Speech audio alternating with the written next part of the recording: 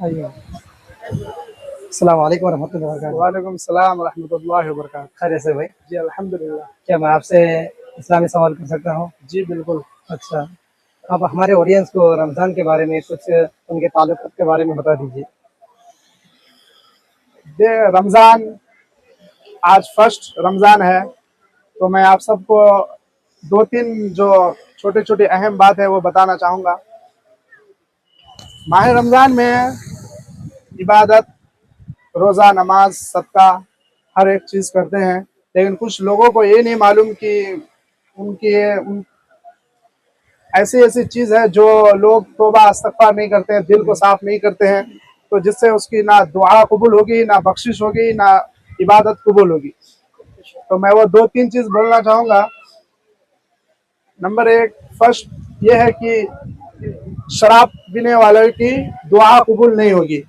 मुस्तकबिल शराब पीने वाला कभी उसकी दुआ कबूल नहीं होगी।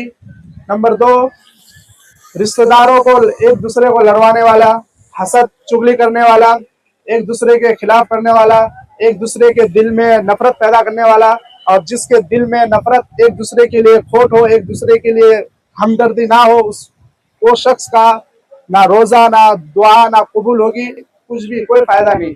नंबर तीन, माँ बाप का नाफरमान, जो माँ बाप को परेशान करते हैं, उनके नाफरमानी करते हैं, उनकी दुआ ना कबूल होगी, ना माह रमजान का बख्शिश, कुछ भी नहीं होगा।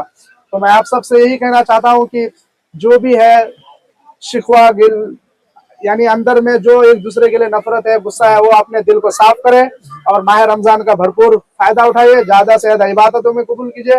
हाँ, तौबा इस्तग़फ़ार कर लीजिए दिल से कि मैं माँ बाप को परेशान नहीं करूंगा और शराब वगैरह नहीं पीऊंगा, तो इंशाअल्लाह आपका रोजा, नमाज, इबादत ज़ाया नहीं होगी। ठीक है, जज़ाकल्लाह। शुक्रिया।